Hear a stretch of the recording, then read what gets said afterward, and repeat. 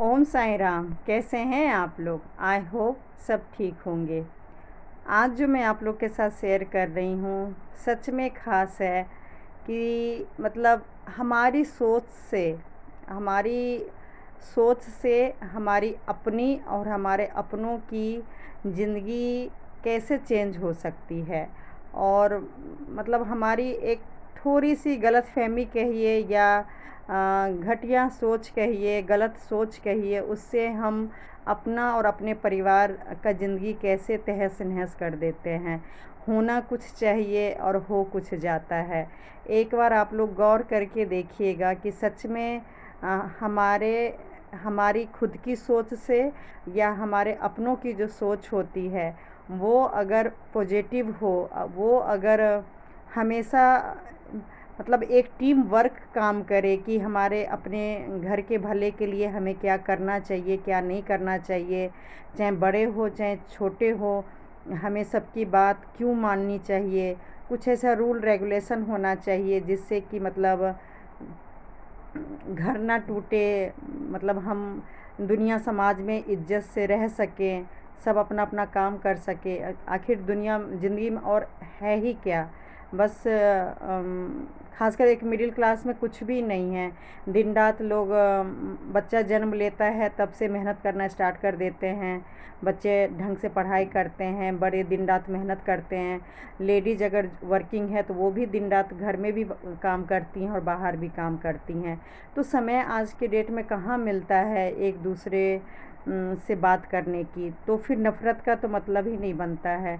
हम जितना दिन रात मेहनत करेंगे उतना ही सोचिए मतलब एक दूसरे के लिए मतलब उल्टा सिंपैथी होनी चाहिए, सहानुभूति होनी चाहिए कि कोई दिन रात मेहनत कर रहा है तो जिसके कारण मतलब वो आगे बढ़ रहा है। लास्ट मैंने वीडियो बताया था कि हमें अपनों जो हमारे जो बच्चे हैं उनसे नहीं जलना चाहिए, उनकी तरक्की का रुकावट नहीं बनना चाहिए। आज मैं जो वीडियो आप लोग के साथ शेयर कर रही हूँ वो बस मैं यही कहना चाह रही हूँ कि सच में हमारी एक सोच के कारण देखिए मतलब कितनी बदलाव आ जाती है। आज देखिए जो हमारे देश के प्रधानमंत्री हैं नरेंद्र मोदी, बस 70-75 साल के ही हैं वो। और इस एज में देखिए मतलब पूरे टीम वर्क ऐसे काम कर रहे हैं और इतने अच्छे से देश को चला रहे हैं कि मतलब मैक्सिमम से मैक्सिमम लोग को पसंद है, अच्छा लगता है। हाँ मतलब दुनिया है तो मतलब नेगेटिव लोग उनके टांग खींचने वाले, बुराई करने वाले भी आज के डेट में मिलेंगे, लेकिन बहुत ही तारीफ़ करने वाले भी मिलेंगे। लेकिन इसी एज के लोग हमारे जो बड़े होते हैं या मान लीजिए कल को मैं भी एज ए पेरेंट्स बड़ी होंगी बच्चे के लिए, तो मतलब हम एक परिवार को नहीं संभाल पाते हैं। और ये सब जो मतलब आज जो मैं वीडियो बना रही हूँ खासकर मैं अपने फादर इन लॉ के लिए बना रही हूँ, वो भी मेरे प्रधानमंत्री नरेंद्र मोदी जी के ही एज के हैं। लेकिन वो एक तरफ पूरे देश को चला रहे हैं, लेकिन मेरे जो फादर इन लॉ है उनका 2 ही बेटा है और वो 2 बेटा का परिवार नहीं चला पाए। मतलब मैं ये नहीं कहूँगी कि 100% मेरे फादर इन लॉ की गलती है। गलती इस घर में जो भी रह रहे हैं वो सभी एक एक मेंबर का है, लेकिन वो as a parents, as a guardian जो उनको करना चाहिए था, मैं ये नहीं कह रही हूँ पैसे से, एक जो उनका मतलब जो रूल होना चाहिए था, रेगुलेशन होना चाहिए था, जो डिसीज़न होना चाहिए था, मतलब कैसे अपने परिवार को बांध के रखे, कैसे परिवार में गलत ना बड़े करे ना छोटे करे ना वो खुद करे। और उसके लिए मैं ये वीडियो लाई हूँ। और ये जो बर्थडे का वीडियो मैं दिखा रही हूँ, मैं लास्ट वीडियो भी बताई थी कि मतलब एक मेरी बेटी है जो पूरे परिवार को लेके अभी भी चलना चाह रही है और उसका मतलब मन है कि अब देखिए मतलब सब लोग मतलब मिले, वो उसने अपने दादाजी का बर्थडे सेलिब्रेट किया। आप यकीन नहीं करेंगे, उसके दादा ने मेरी बेटी के बर्थडे में भी फ़ोन नहीं किया, जबकि जान रहे हैं उनके बेटे का हालत क्या है। और मतलब मेरे हस्बैंड भी चाहते थे कि मतलब सब कोई ठीक हो, लेकिन जब हॉस्पिटल जैसे चीज़ में अगर ये फैमिली ठीक नहीं हुआ, वो मेरे फादर इन लॉ या कोई भी ठीक नहीं कर पाए, तो आगे क्या हो सकता है। अभी मेरी छोटी बेटी का बर्थडे है, तो मतलब कोई भी परिवार को एक करके रखना ही नहीं चाहते। मैं एक पॉइंट पहले ही बता दूं, मैं डेली डेली नहीं बोलूँगी। अब मेरी तरफ से ना कोई इच्छा है और ना कोई ख्वाहिश है, कुछ भी नहीं है, ना मेरे पास अब समय है कि मैं अब इस परिवार को जोड़ के रखूं, क्योंकि अगर मैं इस परिवार का हिस्सा हूँ, ससुराल के परिवार का, तो सभी लोग उस परिवार के हिस्सा हैं।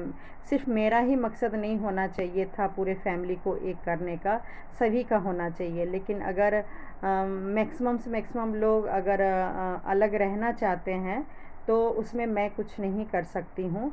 लेकिन मेरे फादर इन लॉ क्या कर सकते थे और उन्होंने क्या नहीं किया, वो मैं वीडियो आप लोग के साथ शेयर कर रही हूँ। और मैक्सिमम ये फैमिली में ऐसा होता है, मैं सोशल मीडिया में मतलब मैं कई लोगों को देखती हूँ कि हम खुद ही पेरेंट्स कभी कभी इतना अब आपस में ही अपने ही बच्चों के साथ इतना भेदभाव कर लेते हैं कि आगे चल के मतलब वो फैमिली तो टूटना ही है, चाह के भी भगवान भी आ जाए ना, तो उस फैमिली को जोड़ नहीं सकते हैं। तो जब हमारी ही सोच अपने ही बच्चों के प्रति भेदभाव हो जाएगा, तो उस परिवार को कौन एक जोड़ के रख सकता है। खासकर अगर एज अ पेरेंट्स, मान लीजिए फादर इन लॉ ने अगर बच्चे अगर मान लीजिए गलती किए, अगर मान लीजिए मेरे हस्बैंड ने किया या मैंने किया या मेरे देवर ने किया, देवरानी ने, कोई भी देखिए अगर गलती करते हैं, सबसे पहले तो ये होना चाहिए कि सबको अलग अलग समझाइए, अलग अलग बताइए कि भाई तुम्हारे में ये गलती है, तुम्हारे में वो गलती है,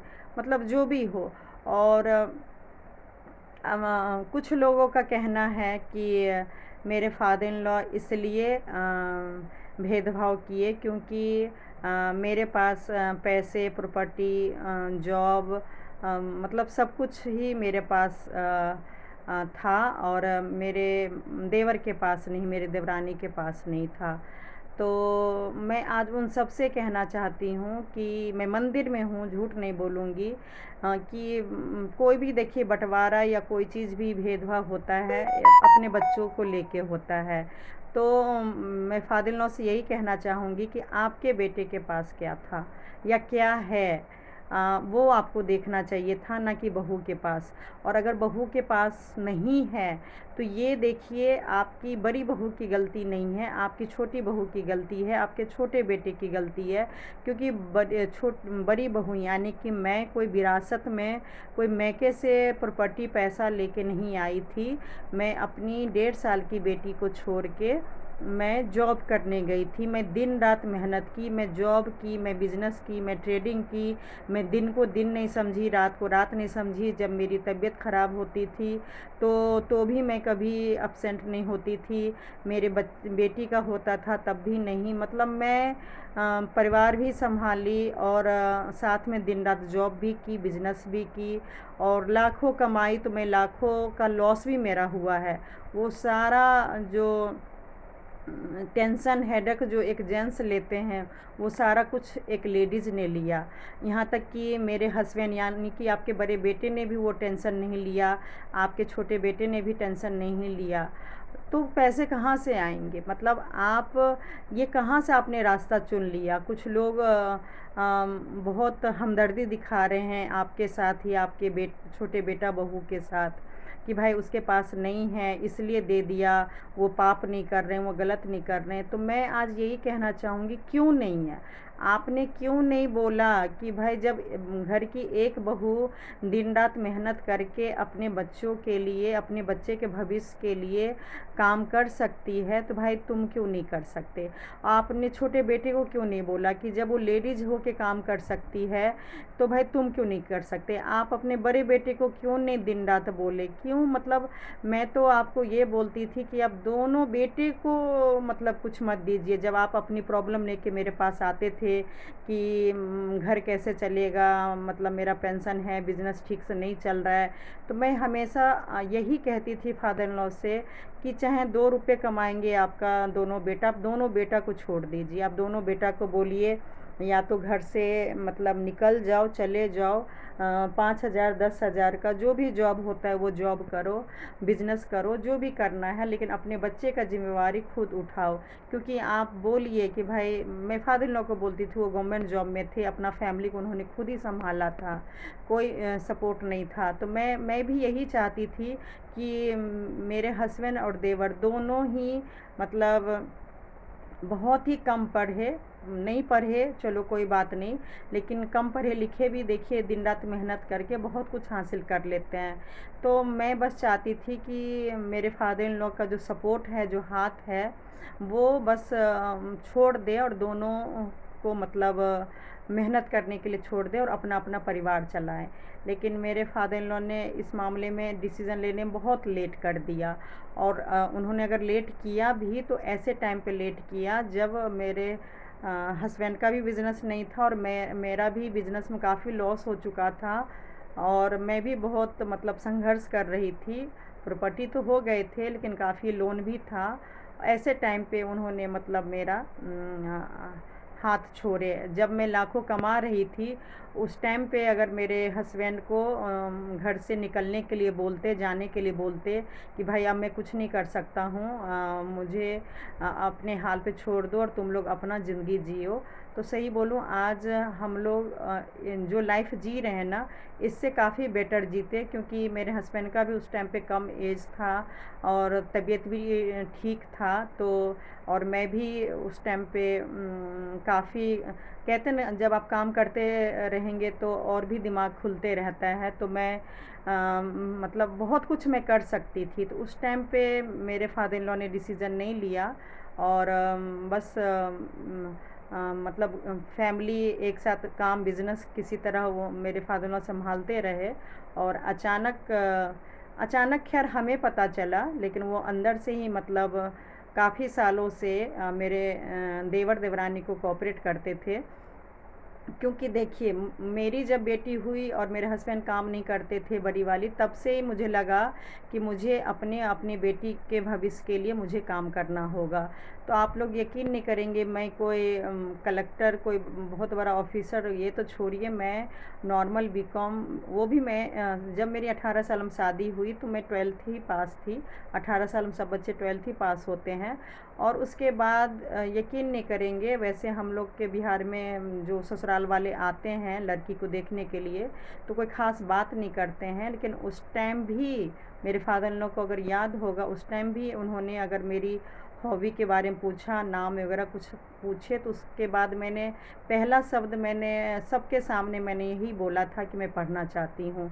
और सही बोलूँ मैं 18 साल में मैंने शादी इसलिए ओके किया था ताकि मेरे जो ससुराल वाले फादर इन लॉ ने खासकर ये बोला था कि आप जितना पढ़ना चाहती हैं आप उतना पढ़ेंगी। लेकिन आप यकीन नहीं करेंगे, शादी के बाद मुझे एक दिन भी ऐसा माहौल नहीं मिला, पढ़ने का माहौल बिल्कुल भी नहीं मिला। फिर भी मैं बीकॉम की, कैसे की वो बस भगवान ही जानता होगा, लेकिन बीकॉम कर ली। और मैं एमकॉम भी करती, लेकिन घर के हालात इतने ख़राब थे कि मुझे कुछ लोगों ने बोला कि अगर बच्चा नहीं करोगे तो शायद यही ससुराल वाले तुम्हें घर से निकाल भी देंगे। तो डर से फिर मैंने पहला बच्चा बेटी भी कर लिया और उसके बाद मैंने कंप्यूटर कोर्स करके फिर मैंने जॉब ज्वाइन किया। तो मैं बस यही कहना चाहूँगी, मेरे संघर्ष का एक एक दिन मेरे फादर इन लॉ को पता है। मेरे साथ डे वन से जो दिन में होता था वो भी पता था, जो मेरी मदर इन लॉ करती थी। और जो रात में मेरे हस्बैंड बोलते थे, चिल्लाते थे, वो भी मेरे फादर इन लॉ को सब कुछ पता था। मेरे फादर इन लॉ को मतलब बहुत अफ़सोस था कि मैं किस घर में आ गई हूँ। वो कुछ लोगों से बोलते भी थे और मेरे से भी बोलते थे कि मतलब बहुत बड़ी गलती हो गई, और सच में उनसे गलती हो गई। सही बोलूँ, मैं वो वीडियो भी लाऊंगी अलग से कि कभी भी बेटी वाले या बेटा वाले को, खासकर बेटा वाले, मैं ये नहीं कह रही हूँ कि मेरे हस्बैंड की शादी नहीं होती, बहुत अच्छे घर में होती गांव में बहुत अच्छी अच्छी लड़की है जो मान लीजिए नॉर्मल पढ़ी लिखी है और उनकी कोई ख्वाहिश नहीं है जॉब करने का। उनकी ख्वाहिश सपना बस है खाना बनाना, बच्चे को संभालना, जॉइंट फैमिली देखना। तो इस तरीके से हज़ारों लाखों अभी भी लोग जो हैं जो हाउसवाइफ ही हैं और घर चलाती हैं। तो ऐसे लोगों के साथ अगर मेरे हस्बैंड की शादी हो जाती, जो लड़की का कोई ख्वाहिशी सपना नहीं हो, जितना कमा के हस्बैंड लाते उसी में गुजारा हो जाता, कोई दिक्कत नहीं है। लेकिन मैं झूठ नहीं बोलूँगी, थोड़ी सी बचपन से ही अलग थी, मेरे सपना बिल्कुल ही अलग था। और मेरी ये कोई गुनाह नहीं है, मेरे से मैं तो कुछ भी नहीं हूँ, नाखून भर भी नहीं हूँ। जैसे मैंने फादर इन लॉ को प्रधानमंत्री से तुलना किया कि उस एज के जेंट्स आज एक देश चला रहे हैं और एक घर नहीं चला पा रहे हैं, ऐसी मैं अपने लिए भी तुलना करती हूँ कि मेरे एज की लेडीज़ ना जाने कहाँ से कहाँ पहुँच गई हैं। उसके सामने सोचिए मैं नाखून भर भी नहीं हूँ। लेकिन खैर ज़िंदगी में किसी की तुलना नहीं है, सबकी अपनी अपनी लाइफ होती है, सबका भगवान भेजते हैं अपना अपना किरदार निभाने के लिए। तो उसमें बस मैं यही कहूँगी कि कहाँ मेरे से गलती हो गई। इतनी सहानुभूति दिखाने वाले मेरे फादर इन लॉ, और मतलब इतना उनको तकलीफ़ होता था कि मैं किस लड़की से शादी अपने बेटे से करा दिया। मतलब बहुत अपने आप को गिल्टी फील करते थे, बहुत उनको बुरा लगता था कि मैं किस घर में यहाँ पे आ गई हूँ। ना ही मेरी सोच के मेरे हस्बैंड हैं, ना ही मेरे सोच के मेरी मदर इन लॉ है, और घर में कोई मेंबर ही नहीं है। देवर थे भी तो सोचिए ना के ही बराबर। तो उनको कोई मतलब ही नहीं होता था घर में कुछ भी हो रहा है तो। और लेकिन हाँ, मेरे फादर इन लॉ को मतलब होता था, क्योंकि शादी आखिर वही करा के लाए थे। कई बार मैं भी रोक बस यही बोलती थी कि भाई अगर आपकी बेटी होती तो क्या करते। तो बहुत उनको बुरा लगता था कि सच में किसी की बेटी की ज़िंदगी बर्बाद कर दिए हैं। लेकिन चलो, मैं हर चीज़ को माफ़ करती गई उनकी इज्जत की खातिर। मतलब बहुत नाम था मेरे फादर इन लॉ के सोसाइटी में, और हाथ हाथ तो नहीं जोड़ते थे, लेकिन बिल्कुल बड़े रिस्पेक्ट से बोलते थे कि घर की इज्जत अब तुम्हारे हाथ में ही है, और किसी तरह तुम ही इस घर को तोड़ने से रोक सकती हो। और क्योंकि उन दिनों में झूठ नहीं बोलूँगी, भगवान का पूजा कर रही हूँ, मेरे फादर इन लॉ को मेरे हस्बैंड यानी कि बड़े बेटे से उन दिनों में बहुत ही लगाव था, बहुत ही लगाव। मेरे मतलब चाहते नहीं थे कि मैं ये परिवार को छोड़ के उनका बेटा कहीं जाए। मतलब कुछ भी घर में मेरी मदर इन लॉ बोलती थी, करती थी, माँ बेटे में प्रॉब्लम होता था, मतलब हम सास बहू में होता था, फिर भी मेरे फादर इन लॉ का यही मन था कि हर चीज़ बर्दाश्त करके ये फैमिली को नहीं तोड़ो, और घर से बाहर किसी को बात मत बताओ, क्योंकि मतलब इज्जत की बात होती है। तो इस चक्कर में मैं बहुत उनका मान सम्मान की। मतलब सही बोलूँ, मेरे शादी में करवाने में उनका एक बहुत बड़ा रोल, मतलब मेरे पापा ने जो भी किया वो सब तो मैं अलग से वीडियो लाऊंगी, लेकिन मेरे शादी में मेरे फादर इन लॉ का ही हाथ था कि वो मेरे जैसे लड़की को बहू बनाए। उनकी भी गलती नहीं थी, चाहे बेटा पढ़े चाहे नहीं पढ़े, हर इंसान थोड़ा सा लालच कर लेता है कि बहू अगर पढ़ी लिखी आएगी तो बाद का जो जनरेशन पोता पोती होगा वो भी पढ़ेगा लिखेगा, एक अलग माहौल बनेगा। ये मैं उनकी सोच गलत नहीं बोल रही कि उन्होंने मेरे साथ छल किया, कपट किया, लेकिन फिर भी मैं हर बेटे के पिता से यही कहना चाहूँगी कि जैसा आपका बेटा है उससे नीचे ही लाइए। मतलब सबका ज़िंदगी बसता है, एक मज़दूर लोग का भी शादी होता है, लेबर लोग का भी शादी होता है।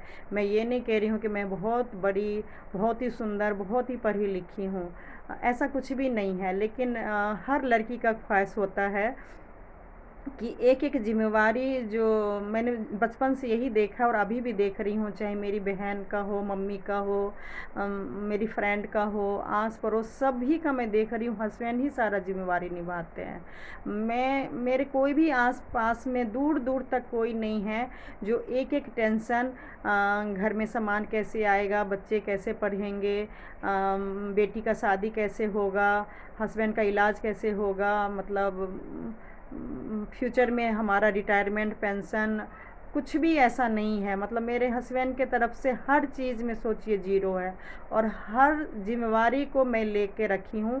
और शुरू से मेरे फादर इन लॉ को पता था कि ये सारा का सारा जिम्मेवारी मैं लेके और उनके बड़े बेटे का ज़िंदगी बहुत ही अच्छे से संवार रही हूँ, संभाल रही हूँ, चाहे पैसे से हो, चाहे उनके तबीयत को लेके हो, हर चीज़ में।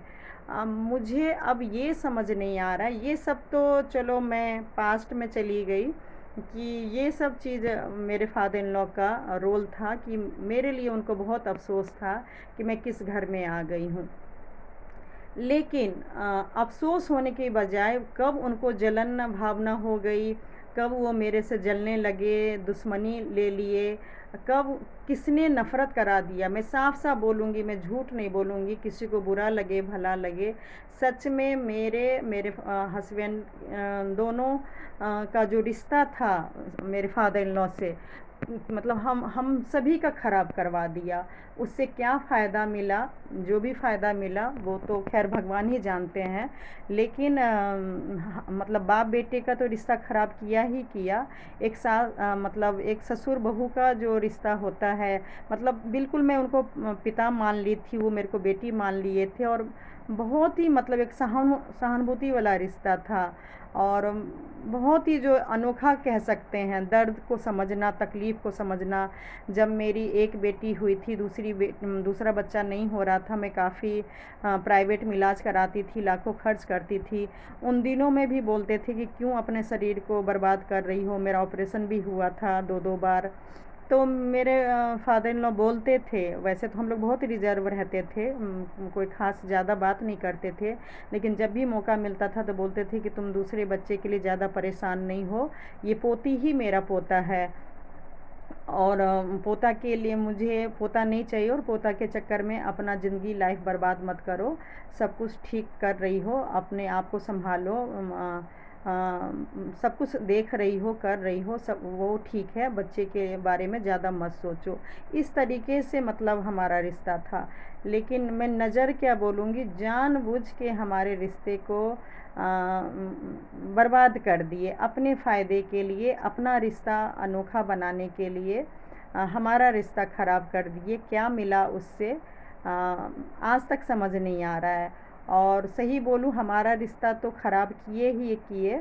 मतलब सही बोलूँ, मेरे फादर इन लॉ, मैं ये नहीं कह रही हूँ कि बहुत महान आत्मा है और कोई गलती नहीं किए, हर इंसान गलती करता है, लेकिन जाने अनजाने में ना, मतलब अब मेरे फादर इन लॉ से बहुत ज़्यादा गलती हो रही है, बहुत ज़्यादा। और मुझे बहुत अफ़सोस है कि अगर सच में कर्मों की सज़ा मिलती है अपने ही बेटे बहू के साथ, अपने ही 2 पोती के साथ। ये देखिए, मेरी छोटी बेटी है, उनकी सबसे छोटी पोती है, जो कि बहुत ही मेरे संघर्ष करने के बाद, शादी के 20 साल बाद ये बेटी हुई है। उसके साथ भी उनका बिल्कुल भी रिश्ता नहीं है, मतलब नाम मात्र का रिश्ता है। मेरी बड़ी बेटी कॉलेज में है, वो उसको जब मौका थोड़ा बहुत मिलता है, बहुत ही नाम मात्र का रिश्ता बचा है, और वो भी मुश्किल से मैंने बनवाया है, कोशिश किया है, ना कि जन्म से मतलब सारा रिश्ता उन्होंने तोड़ लिया। और आज जैसे हॉस्पिटल भी जा रही हूँ, या हॉस्पिटल की कहानी बताई कि जब मैं अपने हस्बैंड को एडमिट करके वहाँ रखी हुई थी, तब भी उन्होंने नहीं बोला। बड़े का जो एक फ़र्ज़ होता है कि भाई मैं जब तक ज़िंदा हूँ, मेरी घर की पोती कहीं नहीं जाएगी, मेरे पास रहेगी, उन्होंने ऐसा एक बार डिसीज़न नहीं लिया। तो इसलिए बड़े का डिसीज़न लेना टाइम पे बहुत ज़्यादा ज़रूरी होता है, कि कुछ भी हो जाए, वो मेरा बेटा है। मतलब उनको कितना भी छटपटा के कोई दूर नहीं था, सीधे बोलते कि भाई मुझे हॉस्पिटल जाना है, अपने बड़े बेटे से मिलना है। और क्या बोलूँ, एक अलग उनका जुनून होना चाहिए था इस टाइम पे, कि मेरी बड़ी बहू ने बहुत संघर्ष करके यहाँ पे पहुँची है, और आज मेरा बेटा का ये हालत है। मेरा बेटा मौत और ज़िंदगी के मतलब हवाले हो रखा है। आज मेरी बहू को हम सबकी ज़रूरत है, मतलब एक जो बड़े का जो एक डिसीज़न होना चाहिए था ना, ताकि छोटे लोग अगर गलती भी करे, छोटे लोग अगर मना भी करे कि नहीं, छोटे लोग मान लीजिए घर के और भी मेंबर हैं, वो स्वार्थ में आके कि भाई पापा कहीं हम लोग से मिल ले तो उनका नुकसान ना हो जाए, कहीं प्रॉपर्टी ना दे दे, तो मेरे फादर इन लोग को बोलना चाहिए कि भाई मेरी बड़ी बहू के पास प्रॉपर्टी है, उसको पैसे की नहीं ज़रूरत है, उसको अभी हमारी साथ की ज़रूरत है, मेरे बेटे को साथ की ज़रूरत है, वो बहुत परेशान है, कई महीनों से कह रही है कि मेरा बेटा बीमार है, मुझे अभी हॉस्पिटल जाना है। मतलब इस टाइप का वो डिसीज़न ले ही नहीं पाए। तो ये बहुत बड़ी कमी मेरे फादर में रह गई, हो गया कि मतलब वो जाने अनजाने बहुत ज़्यादा गलती कर रहे हैं, और दोनों पोती के साथ जो कर रहे हैं। और सही बोलूँ, ये अंदर ही अंदर शायद तब हुआ जब मेरे देवर देवरानी का बेटा यानी कि मेरे फादर इन लॉ के पोता हो गया, शायद तब से वो भेदभाव करने लगे, या अंदर से प्रॉपर्टी देने लगे, या मतलब मुझे नहीं पता इतना डिटेल में कि जो भी गलत उनका जो बिहेवियर होने लगा, शायद वो पोता होने से हो गया। और मतलब जो मेरी बड़ी बेटी को बहुत ज़्यादा अभी देखिए ज़रूरत था, वीडियो बनाने की यही मकसद मेरा था कि आज जो मेरी दोनों बेटी का जो लाइफ होता मेरे फादर लॉ की वजह से या जॉइंट फैमिली की वजह से, वो नहीं हुआ। आज देखिए मेरी बेटी मुश्किल से अब बड़ी वाली 1 साल शायद मेरे साथ रहेगी, उसके बाद वो जॉब करेगी, फिर एमबीए के लिए बाहर देश से हो सकता है बाहर जाएगी, और फिर जॉब करके वो शादी कर लेगी। मतलब अब सोचिए वो मायके में अब नाम के बराबर रहेगी। अभी भी अगर 1 साल का कोर्स बचा है तो ज़्यादा से ज़्यादा बाहर ही रहेगी, क्योंकि उसका कोर्स ही ऐसा है कि बाहर टूर पे ही रह के उसका कोर्स कंप्लीट होगा। और अभी भी उसके पास बिल्कुल भी टाइम नहीं है, बहुत कम टाइम है जो हम लोग के साथ अब टाइम बिताती है। फिर भी वो मुश्किल से फादर इन लॉ वगैरह से मिलने जाती थी। लेकिन अब उन उन लोगों ने क्या कर लिया, मतलब मान लीजिए वो गई थी अपने दादा से मिलने के लिए, दादा की तबीयत ठीक नहीं था पूछने के लिए, लेकिन जो कुछ भी उसके साथ बात हुई, जो बिहेवियर हुआ, तो अब सही बोलूँ, अब मैं भी नहीं चाहती हूँ कि मतलब बेवजह उसको, मेरी बेटी को कटघरे में खड़ा करें और वो घर परिवार के बीच में पिस जाए, उसको अपनी पढ़ाई में डिस्टर्ब हो, और वो दिन रात सोचे कि भाई उसके फैमिली में मतलब क्या हो रहा है। मतलब चाहती तो वो भी थी कि भाई सब लोग एक साथ रहें, मिल के रहें, लेकिन कुछ चीज़ें ना हमारे चाहने से नहीं होता है, हमारे पूरे फैमिली मेम्बर के चाहने से होता है, और ऊपर वाले की मर्ज़ी से होता है। तो मैं तो बस सभी पेरेंट्स से यही कहना चाहूँगी कि प्रॉपर्टी भले ही किसी को दीजिए, बाकी आप किसी को कमज़ोर मत सोचिए, और प्रॉपर्टी दे के ना किसी की किस्मत नहीं बदल सकते हैं, क्योंकि सभी जानते हैं अंबानी जैसे लोग भी, 2 बेटा, दोनों बेटे को सेम प्रॉपर्टी बांटा गया था, लेकिन एक मेहनत करके कहाँ से कहाँ पहुंच गए और दूसरा कहाँ है ये पूरी दुनिया जानता है। तो हम पेरेंट्स, हम माना बस जन्म दे सकते हैं, नसीब किसी का भी चेंज नहीं कर सकते हैं। आज मेरा ही देख लीजिए, मेरी 2 बेटी है, 17 साल का गैप है, पूरे एक जनरेशन का गैप है। अब मैं बड़ी बेटी को क्या दूंगी और छोटी बेटी को क्या दूंगी, वो तो देखिए वक्त बताएगा, लेकिन अपनी तरफ से तो मैं यही कोशिश करूंगी कि प्रॉपर्टी में या प्यार में, मान सम्मान में कुछ भी अलग ना करूं। लेकिन फिर भी मैं इतना जानती हूँ कि दोनों बेटी का अलग अलग किस्मत होगा, क्योंकि ये दोनों जो मेरी बेटी बन के आई है, उसका क्या पिछले जन्म का होगा, उससे तय होगा उसका भविष्य।